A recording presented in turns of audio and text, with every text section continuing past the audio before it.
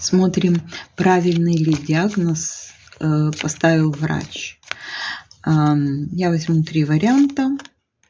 Вы подумайте о ситуации, можете за кого-то подумать, не только за себя. Вот.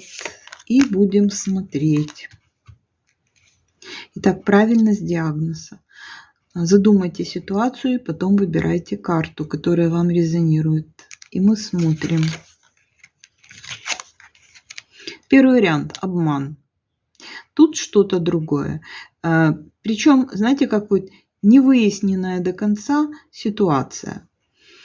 Во втором варианте